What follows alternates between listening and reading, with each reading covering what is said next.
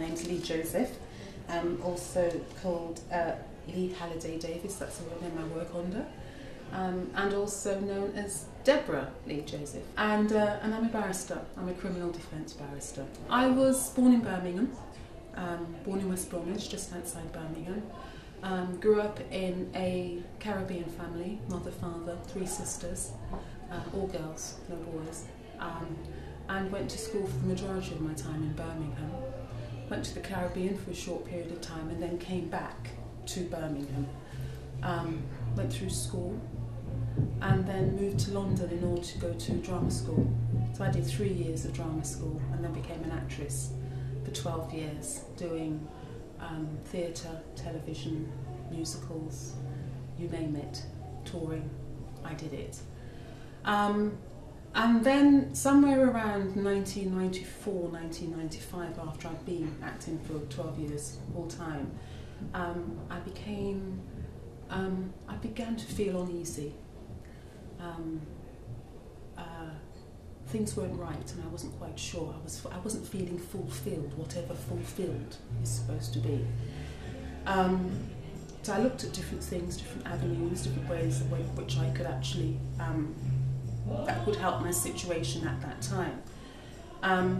A lot of my girlfriends who were actresses at that time had also got to a funny period in their careers. 30s for a female actress is a funny period.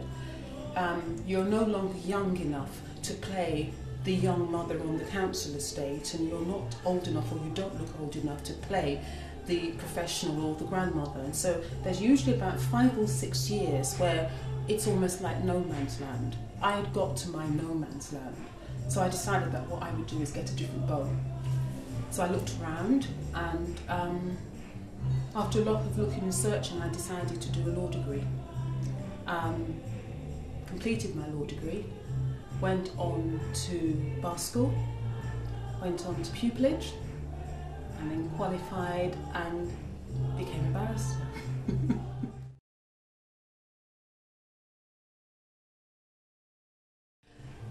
I suppose if I was to give you an interpretation of my deadly sins, I would say it's about self-doubt. It's about allowing other people's perceptions of me to allow me to undermine my own abilities. And so what I call it the voices. I call it the voices that say to you, you can't do this, you can't achieve this, they're going to laugh at you.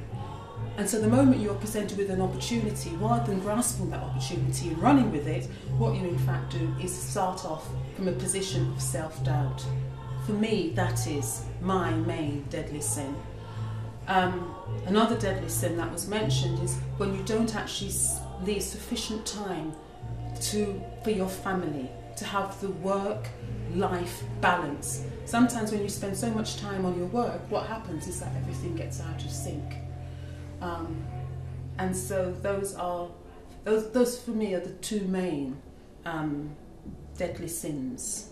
I suppose also not praying enough, not going to church enough, not listening enough, being too busy to listen to friends.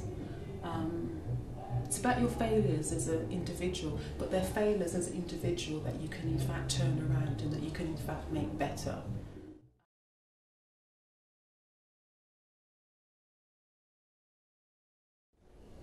Look after the foundation of your being first. The foundation, the building blocks, and build everything on top. And so therefore, things as simple as tidying your house, getting rid of the clutter, making sure that when you leave your home in the morning that everything is sorted out, making sure that you have 5 friends that you can call, or try to cultivate 5 relationships with individuals, and they don't have to be friends, that in times of need you can in fact call them. And also to make sure that their counsel is something that you trust. So therefore when you call them and you say this has happened, and they turn around and they say, well, you were at fault, you will accept that advice. It's about taking advice, not just giving it, but also taking advice.